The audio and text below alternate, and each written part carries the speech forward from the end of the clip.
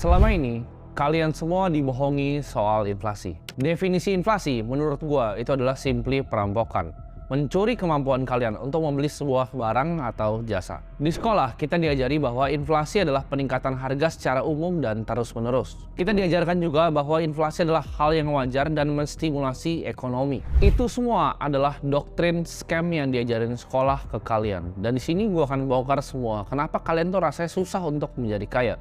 Karena uang kalian itu dicolong dan dirampok oleh inflasi, yaitu kebohongan terbesar yang pernah dikeluarkan oleh pemerintahan. Di sini gue pengen tantang perspektif kalian tentang cara kalian ngeliat dunia, supaya kalian itu bisa jadi pemikir yang independen. Kita lihat ya, gaji UMR itu naiknya kecil banget. Kita lihat UMR tahun lalu, UMR sekarang. Kenapa karyawan itu gaji naik kecil banget, sedangkan bahan-bahan di sekitar kita, mau itu telur, mau itu cabai, naiknya cepat banget. Mau itu rumah, mau itu biaya pendidikan anak, mau itu biaya kesehatan, itu naiknya jauh lebih cepat dibanding kenaikan gaji kita. Coba kalian pikir, karyawan itu nggak pernah naik, tapi biaya universitas itu naik 15% tahun ke tahun. Biaya sekolah juga sama, 10-15% tahun ke tahun. Inflasi ya, di Maret 2022 itu 2,64. Dan di Desember 2022 itu 5,51. Tadi saya sampaikan secara year on year, inflasi di bulan Maret ini sebesar 2,64%. Dan kalau kita tarik ke belakang, Bapak-Ibu sekalian, ini merupakan angka tertinggi sejak April tahun 2020.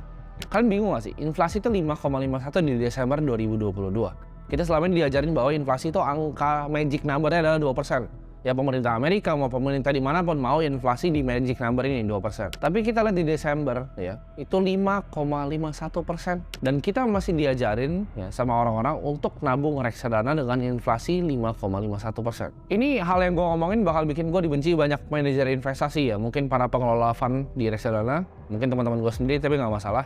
Gue di sini untuk bukain mata orang-orang. Berdasarkan data dari Infovesta 2022, reksadana saham itu banyak banget yang bahkan minus performanya. 1-2% bahkan minus ke bawah. Jadi kalian bayangin nggak? Kalian investasi karena kalian nggak mau tergerus dengan inflasi, yang ada kalian malah minus, inflasinya 5,51%. MI tambah kaya, kalian keluarin uang kalian ya, karena return itu nggak pasti reksadana. Yang pasti itu adalah apa? Expense ratio dari manajer investasi kalian. Kalian bayar tuh 2% sampai 5% bahkan. Ada yang 4%. Kalian bayar. Kalian bayar 4% cuma buat dibeliin bank-bank kayak BCA dan BRI. Dan kalah pula sama bank BCA. Mending beli bank BCA aja kalau mau beli saham. Jadi ini kenapa orang-orang tuh susah kaya. Disuruhnya nabung reksadana saham. Kita tahu padahal inflasi itu 5,51%. Reksadana pasar uang kalah juga sama inflasi. Average di 2-3%. Reksadana pendapatan tetap ya mungkin menang sedikit gitu. Kalian pilih ada 7%, ya kan ada 6%. Inflasi 5,51. Apalagi nabungnya deposito kayak orang tua zaman dulu, ya kan? 4%, 5%, kena pajak lagi, habis uangnya semua. Jadi kalian nggak bisa ngalahin inflasi dengan aset-aset kelas ini. Di sini sebenarnya gue berjuang untuk kalian bisa punya pemikiran sendiri. Jadi jangan dikasih tahu orang langsung kalian dengerin. Jadi banyak hal-hal seperti ini yang menurut gue bikin orang-orang tuh nggak tambah kaya. Karena mereka nggak punya edukasi, nggak punya informasi terhadap apa yang terjadi di dunia ini. Loh, terus mereka bingung. Gue investasi, gue uangnya nggak nambah. Gue sisihin kok rajin 10% tapi uangnya nggak nambah. Kalian bayangin gak sih, ngelok uang kalian 6 bulan bahkan setahun ya di time deposit atau disebutnya deposito. Kalian ngelok uang kalian 1 tahun gitu cuma dapat bunga 5,5%, sedangkan inflasinya 5,51. Lu ngelok uang lu setahun ini, lu kasih uang lu setahun, balik nggak dapat apa-apa. Itu apa kalau bukan penipuan? Kalau misalnya kalian belajarin ya tentang inflasi secara teoritis, misalnya kalian belajar dengan ekonomi makro ya, kalian belajar sama dosen kalian atau guru-guru di sekolah, akan diajarin ke kalian bahwa banyak faktor yang akan menciptakan inflasi. Tapi di sini gue akan kasih tahu ya 3 faktor, yang lain menurut gue bullshit. Inflasi itu cuma terjadi karena 3 faktor. 1, itu perubahan pada supply uang ya, jadi changes in money supply. Kedua, yaitu perubahan demand antara produk dan jasa. Ya. Yang ketiga, perubahan supply antara produk dan jasa. Ini mungkin kalian ada yang bingung, apa itu changes in money supply, apa itu perubahan demand, apa itu perubahan supply. Di sini gue akan jelasin ke kalian, kayak gue ngejelasin sama anak SD ya, biar kalian gampang artinya. Oke, kita bahas yang pertama dulu, perubahan pada money supply. Uang makin banyak di print, ya, akhirnya uang lebih nggak berguna dan nilainya itu lebih nggak berguna. Simpel ya, itu paling gampang. Karena uang lebih banyak di print, maka uangnya lebih nggak berguna. Nah, kita lihat. Perubahan di demand itu kenapa bisa mengakibatkan inflasi? Contohnya, misalnya ada sekolah favorit ya, spotnya misalnya cuma 500. Lalu banyak banget nih siswa yang mau masuk ke dalam sekolah ini. Apa yang terjadi? Si sekolah A ini yang tadi misalnya cuma terima 500, dia bisa menaikkan harganya karena demand untuk masuk sekolahnya banyak. Jadi kalau ada perubahan di demand ya lebih banyak, itu bisa mengakibatkan inflasi. Jadi orang yang punya produk atau jasa bisa menaikkan harga sesuka mereka karena demand-nya ada. Nah, di supply side itu sama ya. Kalau misalnya ada perubahan di dalam supply-nya, dalam produk atau jasa, itu bisa mengakibatkan inflasi karena barangnya semakin sedikit di market.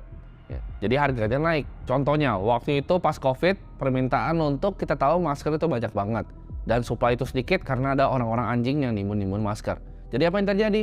Ya, harga masker naik gila-gilaan karena supply-nya itu ditimbun. Jadi 3 faktor itu, perubahan di uangnya sendiri makin banyak, makin nggak berguna, demand orang makin banyak, barangnya sedikit, dan supply-nya, perubahan pada supply. Orang yang bisa bikin produknya itu lebih sedikit, sedangkan demand-nya banyak. Itu hal-hal yang bisa membuat harga itu naik atau inflasi. Di sini gua akan jelasin ke kalian kenapa cara hitung inflasi itu biasanya misleading atau yang bisa disebut CPI atau Consumer Purchasing Index itu misleading. Ini gua gambaran aja ya, ini gua nggak bahas yang di US, gua akan bahas di Indonesia dulu. Kita lihat rumah di sini, misalnya di Alam Sutra ya. Di Alam Sutra itu rumah mungkin 20 tahun lalu harganya cuma 150 sampai 200 juta. Sekarang rumah yang sama, rumah kecil yang sama itu harganya bisa 3 miliar. Bahkan itu hanya nilai tanahnya aja, bukan bangunannya.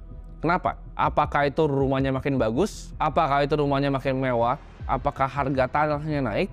Atau rupiah kita yang melemah? Coba kalian pikir, kalian tanya sama diri kalian sendiri. Dari harga 150 juta sampai 3 miliar. Orang-orang yang beli rumah mungkin 20 tahun lalu akan mikir, oh gue jenius, ya kan? Gue pintar banget, gue bisa beli rumah, cuan. Jadi dia ngajarin semua anaknya untuk beli rumah. Kita cicil ke bank, kita bayar KPR, kita bayar bunga berkelanjutan ke bank sampai mampus. Karena dengan ekspektasi akan hal yang sama akan terjadi. Itu bukan rumahnya yang tambah bagus, bukan rumahnya yang tambah mahal, tapi rupiah kita yang sebenarnya melemah. Mata uang kita yang kita pegang itu yang melemah. Inflasi itu banyak dihitung ya di US pakai CPI atau Consumer Purchasing Index. Simpelnya, CPI itu adalah sebuah basket ya, indeks antara produk dan jasa yang digabung untuk membentuk sebuah angka. Yang waktu itu sempat sampai 9,1%. Tapi menurut gue ini misleading dan datanya ini dibuat-buat. Kenapa? Karena ada 2 faktor yang nggak dimasukin. Yang pertama itu adalah housing market, ya, perumahan. Dan yang kedua adalah healthcare atau kesehatan. 2 ini nggak masuk ke dalam basket CPI. Kalau masuk mampus itu nggak 9,1. Ini buat konteks ya, kita tahu di Indonesia ya millennials ataupun Gen Z yang pertama kita mau coba kerja, mungkin udah fresh graduate ya kan, bahkan ada yang sampai level mungkin manager, bahkan ada yang kerja di misalnya Big Four consulting firm gitu. Tapi kita tahu apa yang terjadi, mereka semua sama-sama nggak bisa beli rumah. Dari yang UMR sampai yang kerja di consulting firm itu semuanya nggak ada yang bisa beli rumah. Kenapa?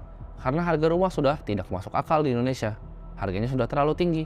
Nah ini kalian mungkin akan dapat sedikit hint nih ya. Gue kasih hint ya. Pada tahun 1971, pas gue selalu bilang ya, Presiden Richard Nixon itu lepasin US dollar dari gold standard, yaitu di saat fiat itu udah floating aja, udah sampah gak ada gunanya. 1971, ya, harga rumah di Amerika itu 2,5 kali dari income tahunan.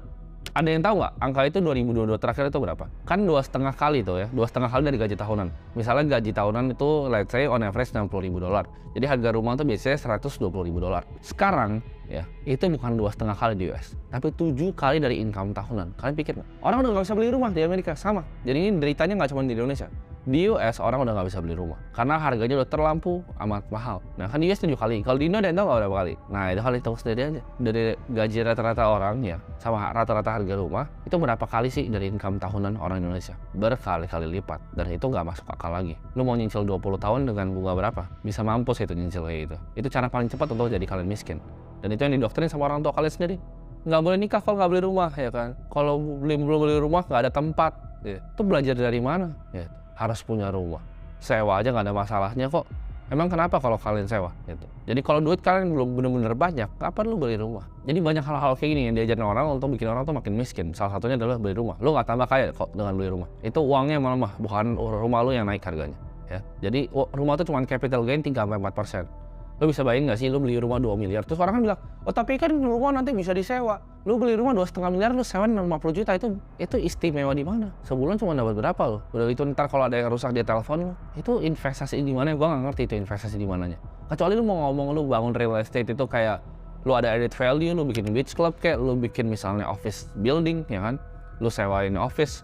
Tapi kalau lu cuma sekedar bikin rumah lu mau sewain, rumah kosongan, udah deh, lu mending investasi yang lain aja, jangan beli rumah. Dengan lu investasi di rumah bahkan, ya, Buat lu orang-orang kaya, boomer-boomer yang investasi di rumah ya, yang taruh uangnya 2,5 M di rumah, terus kalau sewain 50 juta ya, dengan yield nggak berguna kayak gitu, lu cuma bikin susah ya, anak-anaknya seumuran gua. Lu bikin susah orang-orang yang beneran perlu mau beli rumah gitu. Jadi mereka nggak bisa beli rumah, karena lu investasi di aset yang nggak berguna. Ini gue juga bakal bukain mata kalian tentang scam yang diajarin kita dari kita kecil bahkan. Ya, ini scam semuanya. Kita diajarin dulu, ingat nggak, piramida kesehatan ya, nanti gua akan tunjukin di sini. Ya, ini adalah piramida yang diajarin waktu SD. Di bawah itu ada, kan kalian perhatiin tuh ya kan, ada gandum, ada nasi. Jadi di bawah tuh kan ada karbo tuh kan, nasi ya kan, ada gandum, ada roti. Di atas itu ada buah tuh kan situ, terus ada buah, ada ini lagi kalau gua nggak salah sayur gitu kan. Di atasnya itu ada daging sapi ya kan, ada poultry, ada susu, ya ada keju, ya ada yogurt juga. Dan paling atasnya ada lemak, ya ada minyak dan lain-lain. Kalian tahu nggak itu siapa yang bikin? Scam ini siapa yang bikin? Kalian pasti ingat diajarin pas SD. Piramida ya kan, piramida makanan. Ini gue nggak tahu ya, pemerintah tuh selalu nyalain orang. Kalau misalnya harga barang tambah mahal, mereka nyalain orang. Padahal itu mereka yang bikin. Jadi kan kita tahu, gue jelasin tadi Consumer Purchasing Index atau CPI itu adalah basket dari sebuah produk dan jasa. Nah kita balik lagi nih ke tahun favorit gue selalu 1971, di mana uang itu dilepas dari emas ya. Jadi uang dulu di-pack sama emas, sekarang dilepas, dolar tuh free floating sendiri. Waktu itu kita tahu CPI itu naik ya, dan CPI itu paling penting di CPI apa? Ya itu biasanya di basket makanan. Cara turunin gimana? Gimana caranya dia dorong itu turun CPI-nya. Ini lu boleh cari di buku sejarah, lu boleh cari di Google ya. Jadi Presiden Richard Nixon waktu 1971 itu pilih Secretary of Agriculture, itu namanya Earl Butz ya. Dan Earl Butz ini yang merevolusi waktu itu ya, piramidanya dia yang buat waktu itu piramidanya. Jadi policies yang dikasih nih sama Earl Butz ya, ditambah suku bunga rendah waktu itu yang mengakibatkan itu booming petani. Jadi mereka untuk ekspansi ya, mereka punya lahan, mereka banyak pakai hutang untuk produksi. Jadi wheat itu waktu banyak banget diproduksi ya. Bukan wheat ganja ya, WHEAT ya, wheat. Mereka itu para farmers pakai hutang gede-gedean untuk men-scaling operasi mereka. Jadi apa yang dilakukan adalah mereka bikin piramid itu untuk grains itu ditaruh di bawah. Jadi urutannya nggak pernah gitu, itu nggak pernah ada urutannya sebenarnya. Tapi mereka bikin ada urutannya ya, grains, wheat ya kan, roti. Itu mereka taruh sengaja di bawah. Karena waktu itu produksinya masif dan itu harus dikonsumsi. Kalau produksinya masif dan itu dikonsumsi, ya ada harganya turun. Dan berhasil ya. Si Earl Butz ini berhasil untuk turunin harganya itu yang di piramid bawah. Apa yang terjadi? Basket CPI itu turun akhirnya. Karena policy yang dibuat mereka digabung sama suku bunga rendah. Ini adalah kenapa orang yang didoktrin sama sistem edukasi itu nggak akan ngerti hal-hal ini. Ini udah diprogram di otak kita dari kita kecil, bahkan piramidnya, inflasi itu nggak masalah gitu. Inflasi itu perampokan, bangun. Kita mesti jadi pemikir independen buat mikir kenapa gaji gua nggak naik ya. Ini gila banget, harga barang naiknya gila banget gitu. Kenapa ya inflasi itu dibilangnya cuma 5%? Padahal kita tahu harga rumah naiknya nggak segitu. Sistem keuangan dan moneter dunia ini itu rusak. Kita bayangin nggak sih, 2021 itu di print 40% US dollar yang beredar. 40%. Ya, jadi faktor pertama yang gue bilang tadi, itu udah terjadi. Waktu itu orang bilang, oh nggak akan inflasi. Lu lihat sekarang kemarin CPI sampai 9,1. Itu no-brainer gitu. Dengan lu ngeprint uang sebanyak itu pasti ada dampaknya. Karena yang pertama gue bilang tadi, changes in money supply. Itu yang paling berdampak pada inflasi. Karena uang US dollar itu nggak ada backingannya, nggak ada emasnya di belakangnya. Itu cuman kertas ya. Fiat itu cuman kertas yang nggak berguna. Kalian bisa bayangin nggak sih kalau hidup di dunia ini sebagai orang miskin? Udah kalian tahu nih kertas ini nggak ada gunanya, cuman di print dari angin. Kalian nggak bisa punya bahkan kertas. Gue yakin ya, kalau semua orang di dunia ini sadar akan hal ini, itu akan terjadi revolusi besok pagi. Nah, kan kita pikir, alasan apa yang dia harus punya untuk bisa mencetak 40% uang tadi? Yaitu penyakit yang waktu itu nutup satu dunia. Jadi apakah penyakit yang cuma kedok untuk bisa ngeprint uang? Ya kita nggak tahu jawabannya. Gini deh, biar simpel. Gue bilang kan revolusi besok pagi. Coba gini, semua harga barang di dunia ini, ya misalnya jadi ada Aqua gitu kan, ada Indomie. Aqua sekarang sama 10 tahun lalu itu ada harganya tuh. Jadi ditempel ada labelnya. Harga sekarang berapa, harga 10 tahun lalu berapa. Sama bakso, lu belanja bakso di Bangkoknya ada harga sekarang berapa, 10 tahun lalu berapa. Rumah juga sama, lu lihat ruko tuh harga sekarang berapa, 10 tahun berapa. Itu menurut tuh nggak ada yang mau Indonesia besok pagi. Demo itu rusuh semua. Mereka akan kaget. Anjrit, itu uangnya jauh banget gitu loh. 10 tahun lalu kok segini, sekarang segini. Uang gue nggak ada artinya dong kalau gue nabung. Jadi apakah pertanyaannya ya investasi di saham, di reksadana ya. Saham beberapa bisa lah ngalahin inflasi.